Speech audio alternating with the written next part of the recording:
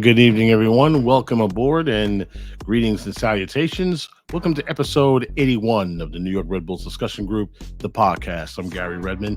I'm going to be joined with Carlos Cano and Mark Coates very shortly. So, what a weekend we had. Every team that we either followed or really cared about ended with a win, which is very not bad at all things considered. And so that's what we're going to talk about, of course. For right off the bat, we're going to talk about New York Red Bulls victory over New England Revolution, and of course the group stage was known as the Leagues Cup. And once again, I'm going to repeat the question: why should we, care or not? And this is where you guys come in. Naturally, we're also going to talk about the women. They played on Friday, the U.S. women's national team, and then of course we're going to talk about Red Bull II. They had a very good weekend as well. And of course, the ladies, Gotham FC, going down to Orlando and getting a nice little victory down there. So, of course, naturally, after that segment, after break, we're going to talk about Red Bull New York, then their next game, of course, which is Atletico San Luis. That's going to take place on Sunday. Gotham FC will be playing also on that weekend. And, of course, New York Red Bull II will be home. We're going to talk about that game. And, of course, final thoughts and predictions, as always. And, of course, we're going to hear, of course, your hot takes as well. Speaking of which, if you happen to miss the live show, please don't worry about it. The recording, of course, will be available on our YouTube channel and Spotify.com the very next day. You can also check out our previous episodes there as well. Remember, of course, this is season number 3, and there's definitely episodes for you guys to check out for your listening and viewing pleasure. And of course, as we always say this, and this is 100% a fact, this is your show. Okay, so if you guys, of course, have any questions, comments, hot takes, please feel free to send them our way. Of course, we have our email address at rbdgthepodcast@gmail.com. That's RBDG, one word, the podcast @gmail.com. So, of course, a little bit much to discuss, of course. But before we even go there, just have to basically introduce two fine, upstanding gentlemen in this wonderful podcast, the one and only Carlos Cano and Mr. Mark Coates. Gentlemen, good evening. How was your weekend? Good, Gary. All good here. Mark, how are you? We're having some slight there we go. there's the usual sup. We're hearing some guys coming in from here. Lonray, what's up?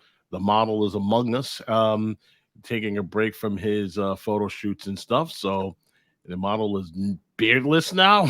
he lost the goatee. Is that it? Scandalous. Probably. This prehistoric system I work on. Well, okay. Well, some of us, state of the art.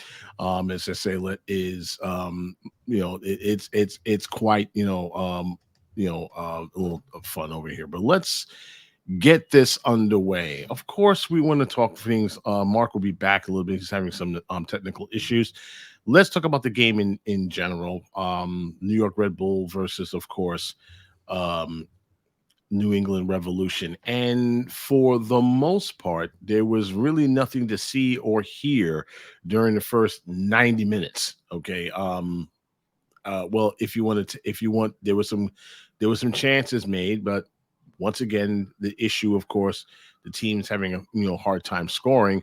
Barlow almost came up with a goal, but the official said he was offside. I felt sorry for the guy. I really, really felt sorry for him because that was, basically, in. But hey, he was on the offside position. But of course, the game went into penalty kicks, where the Red Bulls prevailed.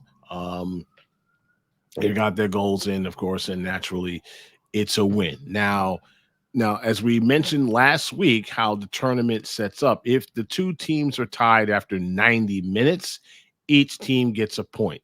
You get an additional point if you win the game via a shootout. Now, if you win the game outright, of course, at 90 minutes, you get 3 points. So as right now, the Red Bulls are sitting a little pretty right now on top of the group. There's only 3 teams per group until New England and Atletico San Luis get together on Wednesday. And whoever wins that match, well, on Sunday, which is basically the final match of the entire group stage. Winner moves on. Loser, well, I guess basically has a nice little summer break until the tournament ends at the end of the month. So the number one question, of course, that came up going into dovetailing from last week's episode to this week's episode to you two gentlemen is, we got off to a great start, but honestly, do you care? I'm going to start off with you, Mark. Do you feel that this should have a little bit of coverage, so to speak? I mean, does anybody care about this tournament? Because it certainly didn't feel that way when it got started.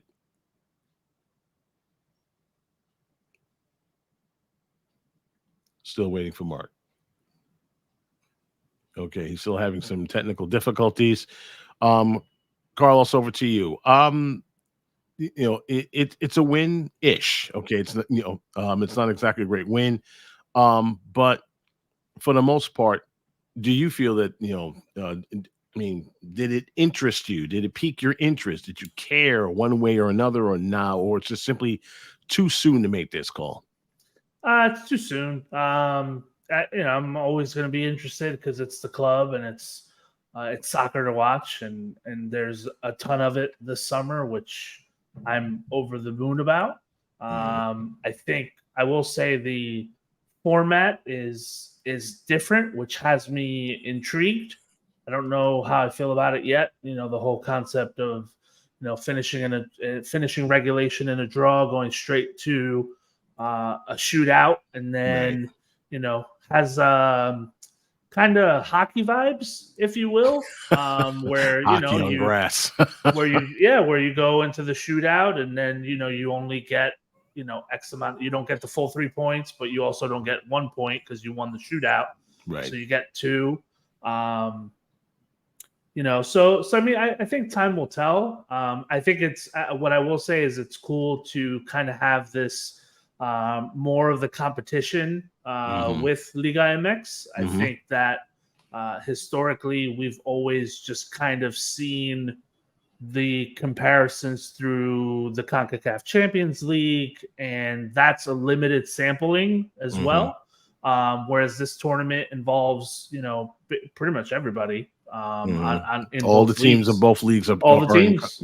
All of them, every last one of them. So I think that is cool, because I think as time goes on, we'll be able to really more answer that question about which league is better, quote unquote. So time will tell. I mean, I listen. What I will say is that it got off to a phenomenal start on Friday. I mean, if you think about it, big picture, right? You have a brand new tournament that you want people to watch and you want eyes on. So what better way to do that than to get arguably the best of all time to make his debut at said tournament? And then cherry on top, he hits the golazo of the century to win the game. Storybook. They're still talking about it. Storybook ending. You can't script it, any better than that. I mean, if you didn't watch the game, David Beckham was practically borderline tears. I mean, I'm pretty sure he was. I'm pretty sure he shed a tear or two. I mean, again, you can't script that any better. But time will tell. Again, more soccer to watch, which I'm a fan of, so I'll take it all day. For me, far from me to be the host, of course, actually, make a comment about this. But one thing I noticed before the even game started was the vibe was very low key. Folks came in. I mean, it wasn't a sellout, not by any stretch of imagination. Folks showed up, and the vibe was more of a friendly rather than a regular game. Now, of course, naturally, this was not an MLS game, a regular season match where, naturally it would be a lot more pumped up, or the case may be. But nevertheless, those that folks showed up, talking not just the fans, but also the supporters, kudos to everyone that did. And it gave the team, a nice, home support. The match itself was really not much to speak of, to be honest with you. We all saw this. I mean, basically, there was just two teams, basically feeling out each other and such. I mean, New England, they brought in their full squad. Okay, the lineup was their first. They're basically their first teamers. That you didn't see any B teams or C teams. Both teams put their, both squads put their starters out there, and since they're not going to play another MLS regular season game until way into August. Why not get some training wheels in, get some practice in there, in a real life situation. But the thing that I saw most of all was while the Red Bulls were having a hard time trying to score. Carlos, can we talk a little bit about the defense on that match? Because I know for a game that a lot of people really didn't care about, the boys did a magnificent job keeping guys off the scoreboard. And we're talking about Carlos Gill, Bobby Wood, and of course, Gustavo Bo. They left with nothing. And, there was some high marks, of course, by Nicholas Llanos. There was some low points here and there, but overall there was a lot of praise for the defensive effort by the Red Bulls. You agree? Oh, absolutely. I mean, I think one of the things you can kind of take away from the game Saturday is that they have been at least consistent versus the Revs. I mean, it was a very similar performance in terms of the consistency and the level of effort.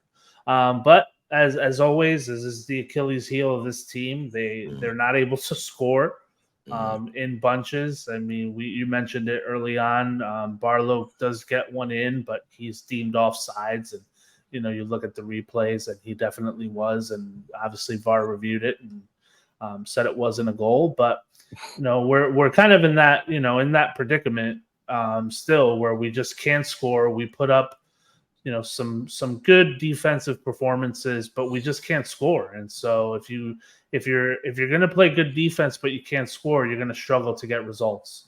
And that's what we saw on Saturday. But for whatever reason, we seem to have the Revs number in terms of not letting them score, which is a good thing. But definitely huge kudos to the Red Bull defense, who held it down and got us into the position to be able to get into that shootout and get a result. Of course, one of the big takeaways, of course, the man in the match voted by everybody, not only on basically from the attending press. Carlos Coronel was definitely the man in the match. He recorded his 27th career, 27 saves against the New England Revolution across all competitions, which is the most that he had against a single MLS opponent. Now think about that for a second.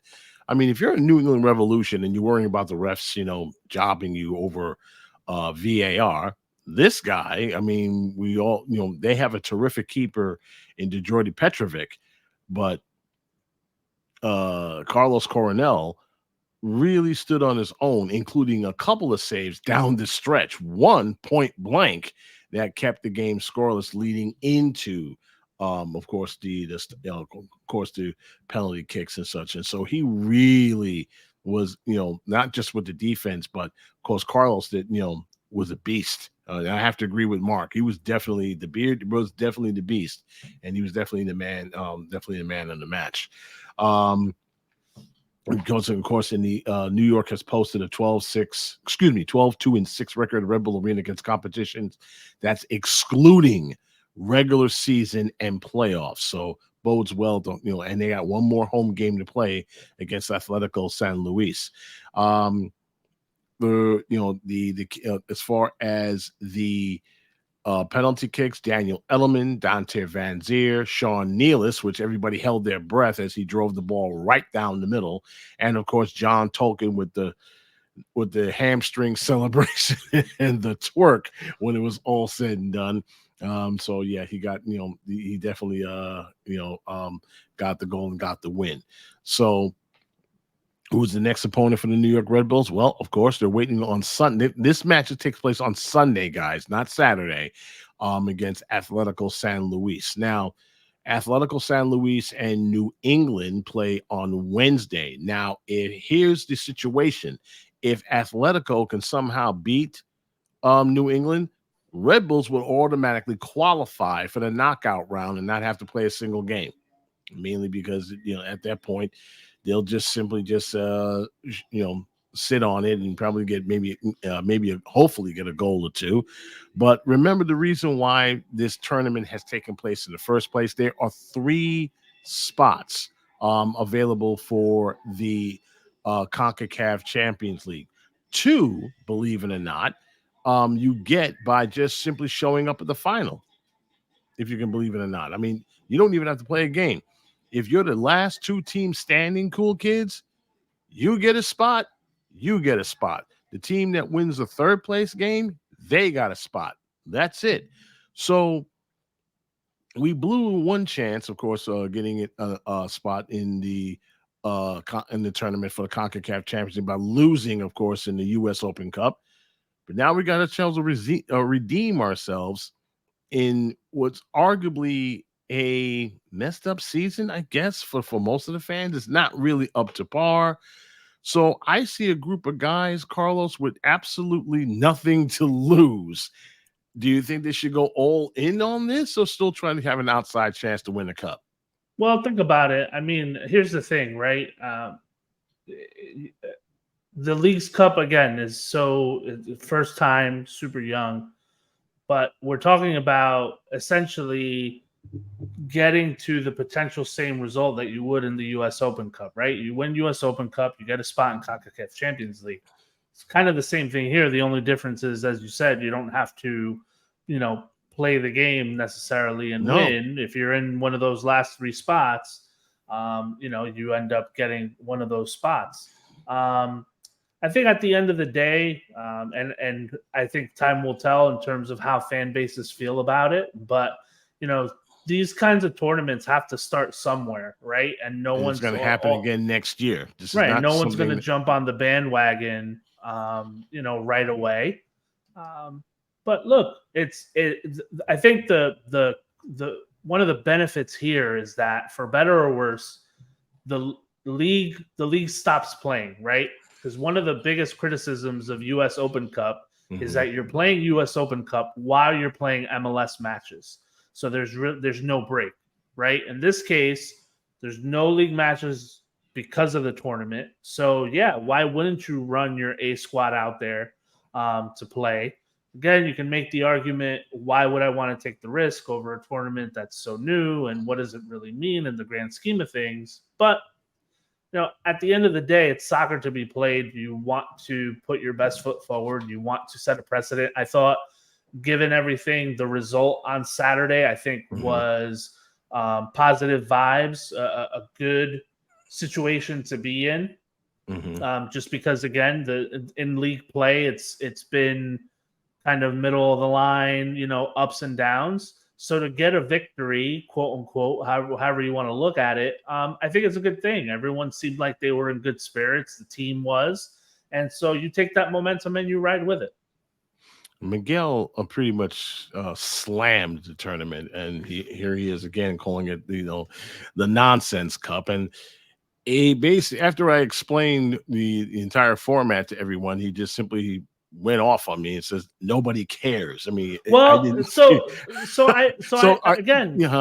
something to compare. Again, in the past, now we have this new tournament. We have, the league's cup. What, again, aside from its history, what gives the U.S. Open Cup the luster? Yeah.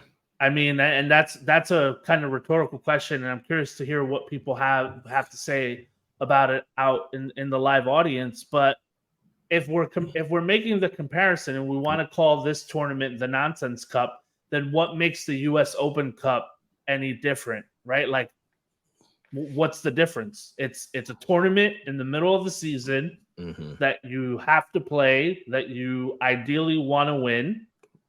So what's the difference? Does that make the U.S. Open Cup the Nonsense Cup too? I mean, look, we know their money. You got grabs. a point. Like, I mean, there's no ifs, ands, or buts about it, right? It's it's a money grab. We know that. But practically speaking, what's the difference?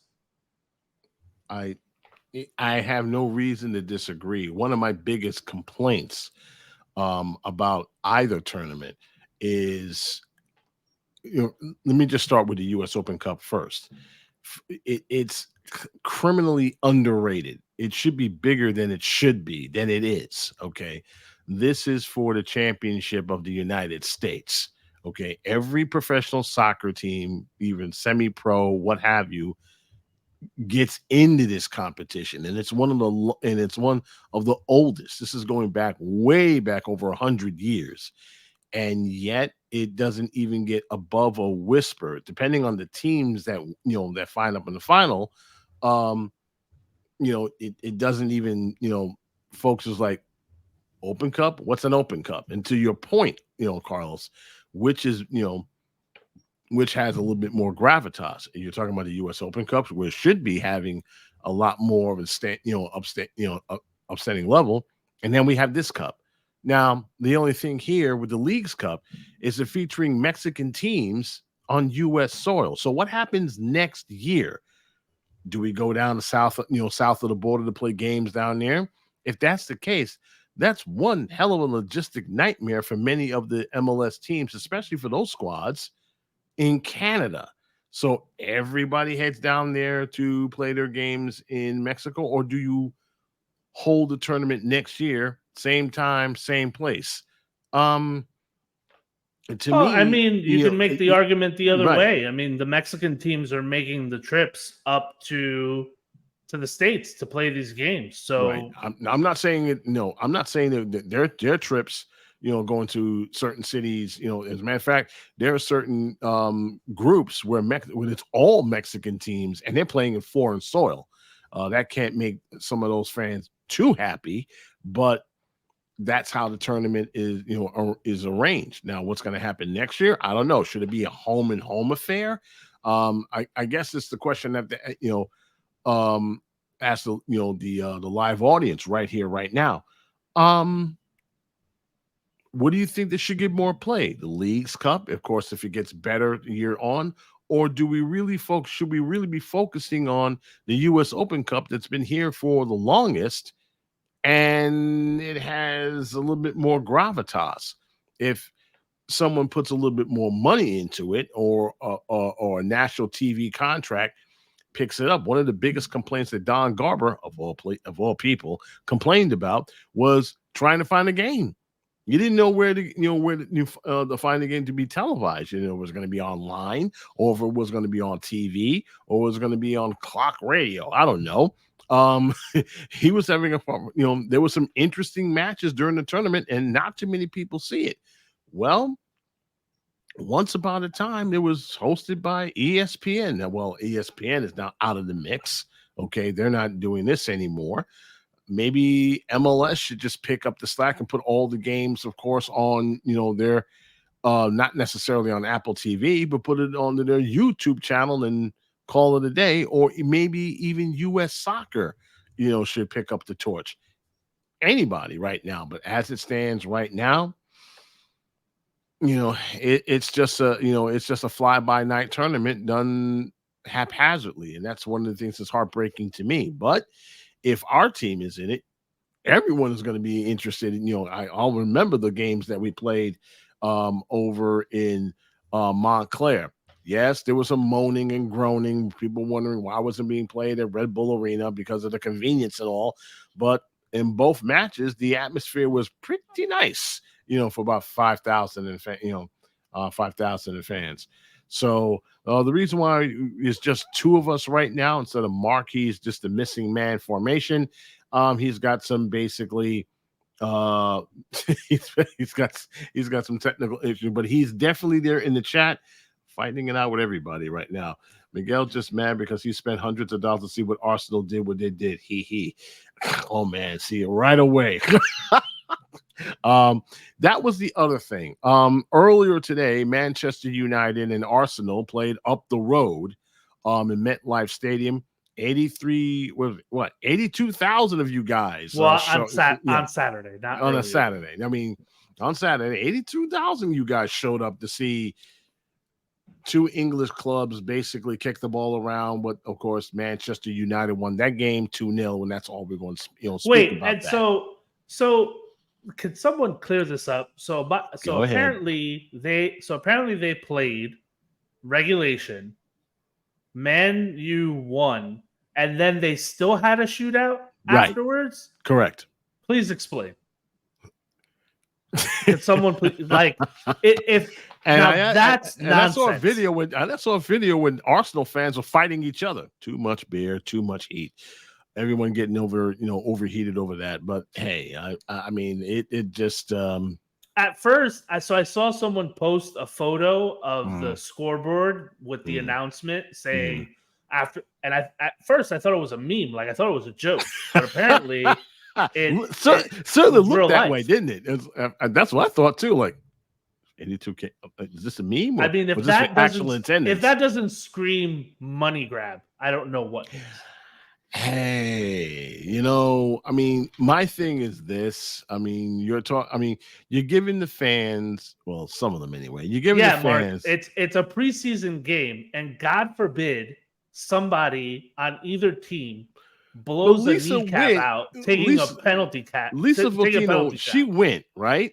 She went to the game, and she came back to Red Bull Arena. So she said, okay, I'm going to root for my Arsenal, and then I'm going to go back home. Kudos to her. Good girl. You go, girl. I saw her picture. She was looking absolutely resplendent, of course, in the Arsenal gear. But after the game was over, she hopped in the car or what have you, because there's no way you're walking from there to Red Bull Arena. And saw them, and saw the match and saw a good result. But my thing is this, I mean, for some fans who will never make the trip across the pond, okay, to North London or to Manchester to see them live, very few people actually do. Getting tickets to any match that they play over in England, let alone when they play each other, is next to impossible, from what I'm told. So this was their only chance to go see. Now, meanwhile, Premier League is basically doing a summer series, which one of the games is being held at Red Bull Arena. So if you were a diehard MLS fan, you're feeling really small right now. These big clubs coming in and, they got their guys. This is preseason for those guys, okay? Means nothing to them. It's just just a run-of-the-mill, exhibition, but Major League Soccer, who has aspirations of trying to be, one of the big club, joining the big league clubs, club, they bring in Messi, but that's just one guy on one team. How about bringing superstars on every team? You really want to, raise the profile of the league? Let the clubs spend money the way they want, the way they're supposed to, including ours, which we have a tendency to, sew up our their wallets. One week remaining, okay, Carlos, in the summer transfer window, and dare I say it, not a peep from the front office of who they were looking for, who they missed. Did they talk to somebody, anybody? This is one of the things that I really get annoyed about this organization. And the fans are just simply left hanging the bag, and they want to know why folks don't show up and why you see swaths of empty blue seats every match day. And you don't, engage your fans enough for even interest in something like this. But yet, every time they pick up a phone, every time they go to the web, XYZ signs this guy, ABC signs this guy, LAFC just grabbed another baller, and they got a squad full of them. So, and while I am not going to diss our team too much, especially the players we got, not their fault, they're here. They may not be frontline, A-listers, and at the likes of Lionel Messi when he shows up, Oh, it's going to be a spectacle, folks. I don't need you, and you don't need me to tell you that.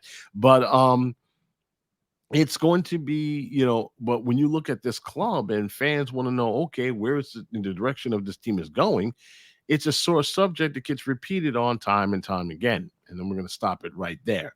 But, everyone knows there's two different, you got the sporting side, which is responsible for getting the players to have to feel the competitive team. And you got the business side who tries to sell that team. I don't know about you, Carlos, but if I'm on the business side, I'm yelling and screaming at the sporting side, saying, hey, you want me to sell tickets to this, for fans to come on out and watch us play? And we ain't got the guys that can they're not even they can't even draw flies at this point. Sorry, I'm just calling it out there. But good group, not a great group. And I'm sorry, you can't build a fan base on good groups. You just can't. And so, I sold my ticket too. made a nice cool $300. Not bad. So that's the story about the New York Red Bulls. Of course, their next game, of course, is against Atletico San Luis. That game takes place on Sunday at 7:30. If anybody wanted to make the trip. And of course, if San Luis and New England play this Wednesday, if you're interested in watching that game, it's for only one reason, because if New England wins, then we have to beat San Luis in order for us to advance. Remember, the top two teams move on. The one left holding the bag goes home. So that's how the tournament works there. We're going to take ourselves a 30-second break, but when we return, it's all about it's all about New York Red Bulls 2, Gotham FC, almost had a Freudian slip. And of course, let's talk about the women's game. They played Friday. Did pretty well, but there was a little bit of controversy. We're going to talk a little bit about that when we return. See you in 30 seconds.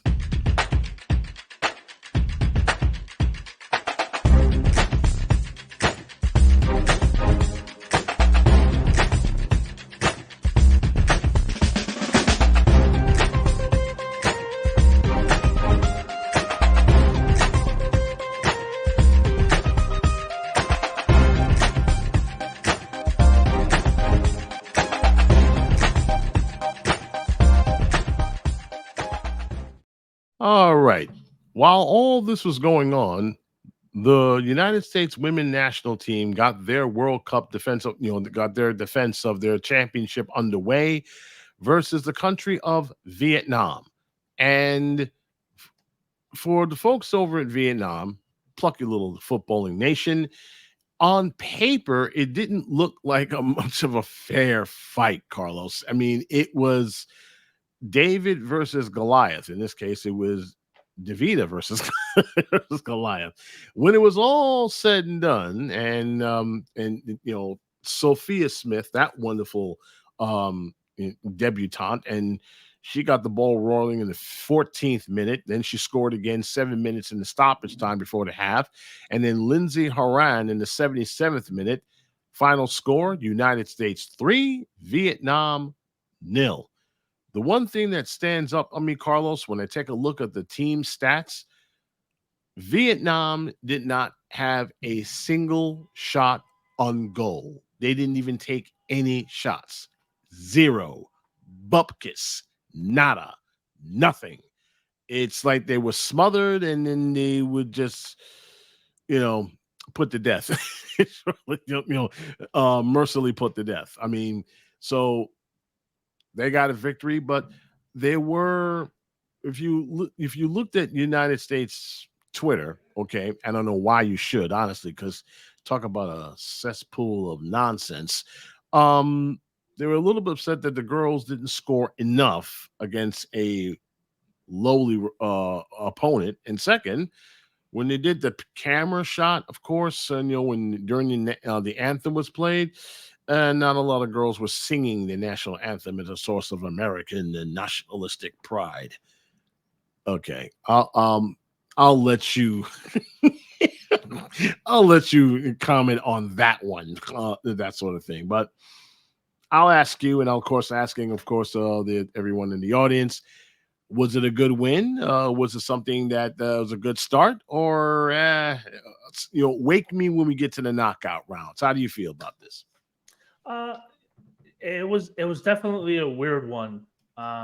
Weird. Because it's one of those games where you're forced to nitpick because they were so dominant over Vietnam. Okay. But again, you can nitpick and say, yeah, they should have scored more because they had the ball more. They had, I think the stat was they had 9 corner kicks to none for Vietnam. Like, correct. they just had so many more opportunities. So you could argue that the game should have been 5-6-7-0.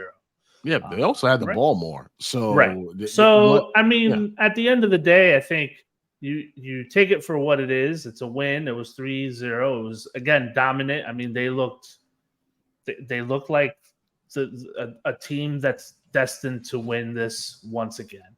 To me, though, their game on Wednesday will be a lot more telling of what we'll have to look forward to, because the Netherlands is a much more formidable opponent.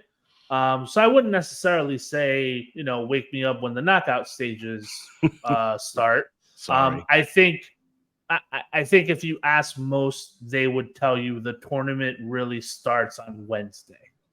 Oh yeah. Speaking of, yeah. Speaking of, that's the United States.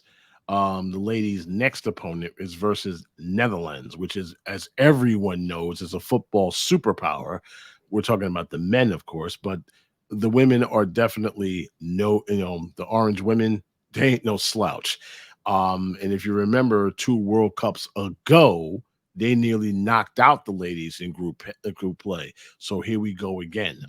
So it doesn't get easier. In case if you're wondering, the last time looking at and they squeaked by Portugal by a score of 1-0. Okay, that took place yesterday. So that match, in case you're wondering, will take place on Wednesday, 9:00. And my goddaughter has arranged a nice little watch party, okay, with her and her friends. I told you she's a soccer nut. Okay, she's been bugging me to take her to a Gotham FC game, but she's all the way in Pittsburgh. I told her next time she was in New York and it was on the weekend and the Gotham is home, we're going because she wants to go see her, her favorite team. But I think it's going to be, a little bit of hill to climb for the United States. I have a lot of confidence that they can able to get the job done, but this isn't going to be easy. This isn't going to be not going to be a layup, but like they did with Vietnam. This is a crew. If they can able to hold Portugal to no score and get a goal of their own, it was definitely a knife fight between the two nations. Excuse the parlance there. I think it's going to be a little bit tougher result, but we'll see. Stranger things have happened, but they are the defending champions, and everyone's going to be coming after them. So, good luck to the ladies on Wednesday night. We're certainly going to be watching that game. Meanwhile, the New York Red Bulls II, they took on, of course, naturally FC Cincinnati II, and they won by a score of 2-0 down there in Northern Kentucky University Stadium. Yeah, they play on college stadiums down there, but it's basically a park. Ibrahim Kasule scored in 6 minutes in. Jaden Reed, okay, what's with this guy? I mean, I know Mark is right now listening with everybody else. I know he follows New York Red Bull too.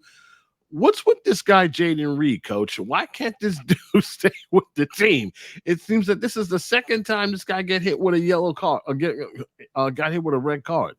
Has he got an attitude problem or something? I don't know. I mean, he got bounced at that, at that point. So it looks like it was a straight red, not a second yellow, straight red. And then, of course, Frank Sabufu scored the second goal in the 64th minute. Now, I know a lot of folks really don't look at the New York Red Bull II, and obviously, but remember, Carlos, when they started, when this season got underway, correct me if I'm wrong, and try to make sense of this. Didn't they start off dead last, and now they're in 5th place in the Eastern Conference? Yeah, they're clearly, kind of running up the hill, if you will.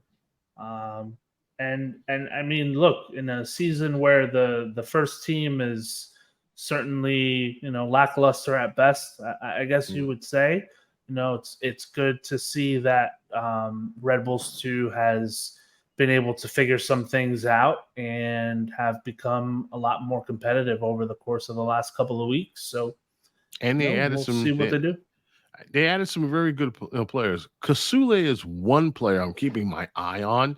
I think he's a year away to making the first team because he's scoring all over the place. But then again, we're talking about MLS Next Pro when you're essentially playing against teenagers. It's not like if this was, if he was doing this in the USL circuit, that would be a little bit more impressive. And I think he makes the jump right away. Frank Sabufu is another guy that is another guy that's also worth a look, probably down the road, because I like what he's doing over with that too. And we can't speak enough about how Sakaya is the job that he's doing over there. He's doing a magnificent job bringing in these kids, and they're balling. Okay, granted, it's in the lower circuit. It's in a circuit that most folks kind of dismiss, but this is a crew. This is a crew that's definitely doing their thing. And although they're not exactly there, they're getting there. I mean, if the season ended today, we'd be talking about playoffs for that squad, not necessarily the first squad. Next game for the next game, of course, for New York Red Bull 2, they will be taking on Orlando City B on July 31st. At, of course, at MSU Soccer Park. That game will be kicking off at 7:00. So if you have by the way, July 31st is a Monday. And I think I'll make the trip this time around, because after all, I mean, every time they're playing on Sunday, it's kind of tough for me to get there. But Monday, hey, we're off that. We're actually off that week. And I'm definitely going to check them out, see how they do it. So Monday Night Football at MSU Soccer Park. Meanwhile, the ladies, of course, we're talking about the Gotham girls. They're sitting pretty in third place, and they took on Orlando. They took on also Orlando, the women's side. They took on Orlando Pride, and Carlos, it seems that the Orlando Pride, they're sick and tired of these guys. Once again, they're able to beat them a score of 3-1. It was Megan Oyster, what a name, scored 9 minutes in. After that, it was all Gotham FC. You have Jenna Nineswagger, what a name. She scored in the 35th minute on a penalty. Then it's McCall Zaboni, excuse me, on the 55th minute, shortly right after halftime, and Yasmin Ryan with the nightcapper at the 57th minute. So that puts the ladies firmly on the table. But by the way, this was not a regular season game. This was a what they called it, the NWSL Challenge Cup. So think of it, as sort of like an in-season tournament, just like the Leagues Cup, but in this case for the ladies. The next time, the next game for the ladies, by the way, also the NWSL Challenge Cup. They'll be on the road again, and they'll be taking on the Washington Spirit. That game will take place on July 28th. For those of you who have no idea, that's a Friday, and of course it'll be on of course, Paramount Plus. So, talking about the ladies, they're sitting in third place with 25 points. They are tied with the Portland Thorns for second. The only difference, of course, is goal difference. Just like in the standings in Major League Soccer, the first tiebreaker, of course, naturally is wins. After that's goal. They have plus 13. Gotham FC has plus 3. So that's probably the reason why they're sitting pretty over in third place. Let's talk about the Gotham FC. We've followed these ladies for the last couple of years, ever since the podcast got started. Are they worth a closer look, in your opinion, Carlos? 100%. There's no doubt about it. The women's game overall deserves a look 1,000,001 times. I say it all the time. I think they're just as skilled, they're just as talented, and they're even. I would even say at times they're even more exciting to watch than the men's games. So definitely, I know anytime that I get the opportunity to, I definitely flip on Paramount Plus and turn on and watch not only Gotham but any of the games that happen to be on, just to get familiar with the league a little bit more and some of the players that are out there. So I think it's cool that even though the league play, traditional league play, has stopped for the Women's World Cup, they're still going about with the Challenge Cup over the next couple of weeks to give the local fans something to watch and look forward to, even during the World Cup. I agree. I mean, you have options. I mean, I know that most folks right now, they're more than gravely disappointed at the current state of affairs with with the first team, but it's not like you don't have options. You got New York Red Bull II. They're climbing up the table over at MLS Next Pro. Granted, most of the matches are kind of sleepy in comparison. And then of course you have you have Gotham FC. They're sitting in third place in their conference, and they're playing some good ball. Now think about this, okay? They lost a couple of their stars, of course, to the women's national team, and they're still balling. So if that doesn't tell you that's a quality side, I don't know what is. So it's I'm making a makeshift vacay tomorrow.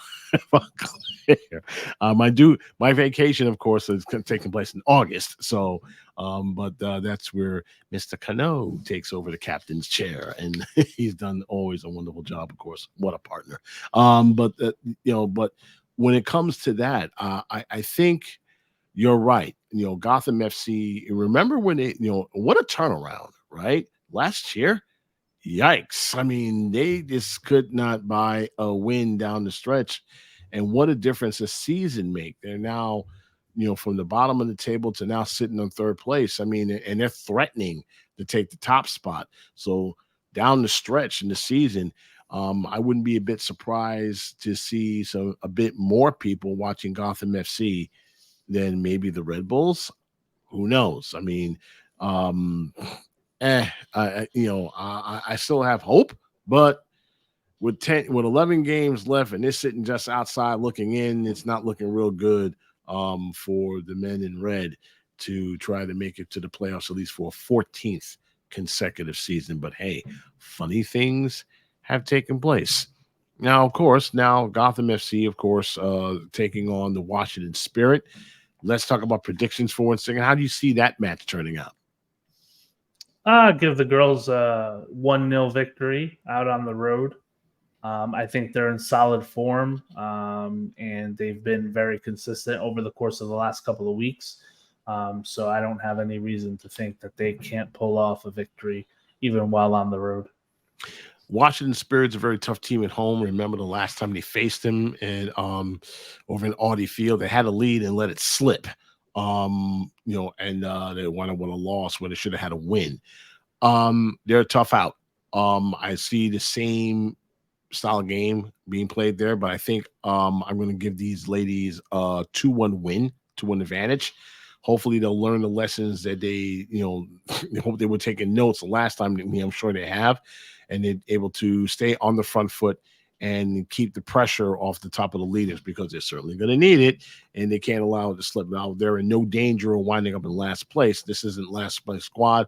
I think the quality from the bench to the front line is there, and they signed some quality players, and that's what makes the difference between the team that we all saw and pitied them last season and this season. Mark is calling it a 2-1 win versus Gotham. Of course, we all love to take stats, and right now, oh, by the way, Carlos, you lead the pack as far as as far as predictions is concerned. Not very far behind is Mark, and I'm sitting somewhere in the middle. I don't know where the hell. I have to take a look at the standings. New York Red Bulls 2, their next match, of course, naturally will be, of course, let's see, Orlando City B. I don't know about this club, Orlando City B. They're, it's crazy. They're sitting in fourth. They're tied in the Eastern Conference with the New York Red Bulls as far as points is concerned. The only thing separating them is goal difference, -2 for Orlando City B, and of course 8 positive for New York Red Bulls 2. Monday night is shaping up to be a big game as far as standings and seedings is concerned. There's not that much games left in the next pro schedule. Mark, how are you seeing this game? Because this is right up your alley, because I think you're going to be watching that match. Party on the Monday, 3-1 win. How do you see this, Carlos? I would go the same. And the reason I say that is because the last time they played back in May, Orlando got the best of Red Bulls 2, so they edged them 3-2. So I think they had the lead. I think Red Bulls 2 is probably going to look for, a little revenge, and obviously a lot at stake, looking at the table. And they're playing at home. Yeah, and playing at home. So I give Red Bulls the edge, and I think they do it 3-1 as well. I see it a little differently, but although they're going to be a positive result, I'm going to say 3-2. These two teams can score, and it becomes a very funny game because what the defense is like, whenever they match up with one another. So I didn't see anything different then. I'm not going to see any different now. I'm going to say 3-2 because they got a couple of, the last time they faced each other, they made the Red Bulls 2 made tons of mistakes. Silly fouls down the stretch and just simply giving Orlando City B opportunity to beat them. You can't do that against quality opponents and expect to go far, not only in the regular season, but the playoffs as well. So I'm going to say 3-2 New York, but it's going to be a knife fight, only because they're dealing with a good offensive team, by the way. Orlando City, as far as points is concerned, they gave, the reason why I say that is because Orlando City B gives up 40 goals in this city. They scored 38, but gave up 40.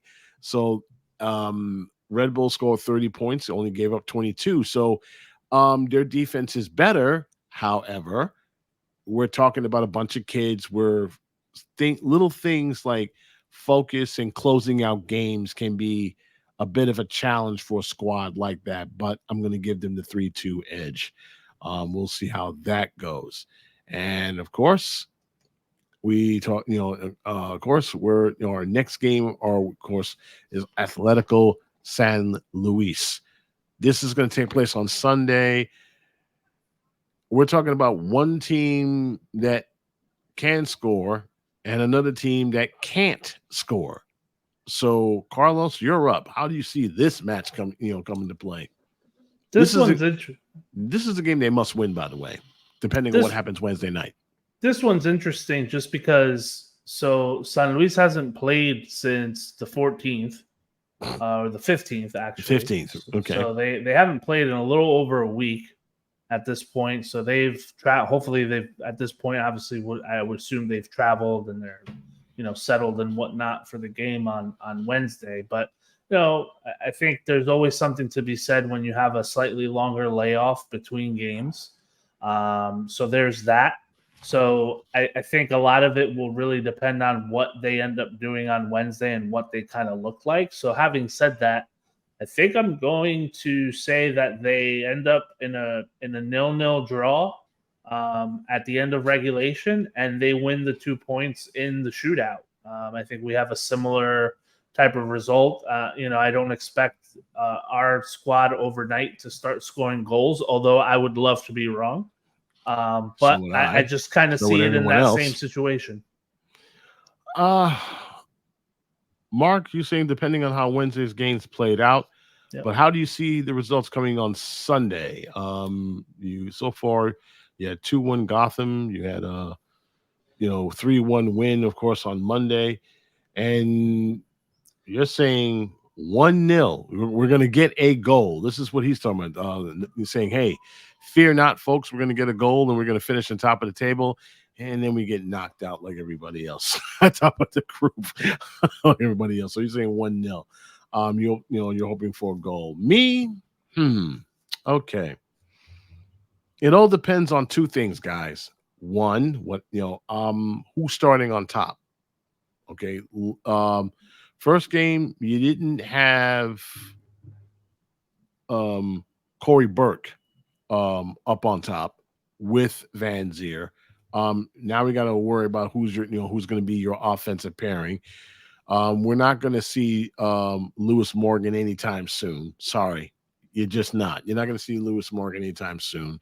So it all depends on what they're going to put up front. Are they going to put are they going to keep with Tom Barlow, or are they going to put with Corey Burke, who hasn't played in a while since he got back from the Gold Cup?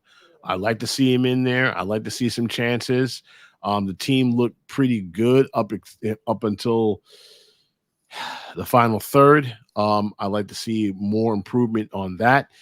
Coach Lassane saying we're pretty close. Yeah, but so's Christmas. But I like to see a breakthrough here. That said, I'm really impressed by our midfield, Carlos. Mark, they're really stepping up a big deal. So they might surprise us with a couple of goals, especially Frankie Amaya, Omir Fernandez. They're definitely helping us and helping out on the offensive side. And then, of course, on the defensive side, you have Daniel Edelman, who was all over the field in the last match, and basically shutting down New England. We're talking about New England. Now they're going to be facing a team they have never seen. I mean, they've never faced each other. So it's definitely going to have a lot of, a feeling out period. So if you're looking to see some like an explosion of goals, you're not going to see it because both teams are going to anchor down their defenses and it's just going to hope for the best. So we'll see where it goes from there. Despite that, I'm going to say 2-0. I'm going to get that down. Well, because if we can score a goal first, okay, defense can able to lock it down and able to see through the game. And it was the coach was basically pushing his team for complete performances as we talked to him in the post game, interview. And that's what he wanted. He wanted his team to have a complete, and that was finally a complete, complete performance, despite the fact that we can't seem to get some goals in. But if they're able to bang one, I like this team's defense. Is it elite? Well, no. I mean, I don't think so because we're going to be running up against some of not only our league's elite sides, but theirs. And then I don't see us going past them unless we get lucky or we get a little help from VAR. That seems to be our best friend, and we're rolling the dice for that point. But Atletico San Luis have much of a following? I can ask, but I think they do. I mean, I don't see any of their fans making a trip. I mean, when it comes to Mexican teams, Tom, we have a lot of folks here in the area that do follow Club America, Atlas, and so on. NYCFC is playing Atlas on Wednesday, and I'm sure they're going to have their fans there. I won't be there, of course, although we the traveling media does have credentials for that match, but I don't think too many people are going to be covering that game. But it's going to be a situation where we get a goal, we park the bus. That's why I say 2-0 win. We'll see what happens, especially when you got two teams that haven't seen each other. We'll see where it goes. I hope I'm right. I hate to be. I hope so, because this team doesn't know how to park the bus, Garry. No, it does not. No. I mean, they don't know how to do a lot of things. There was a time when we used to score on set pieces. That was forever in a day.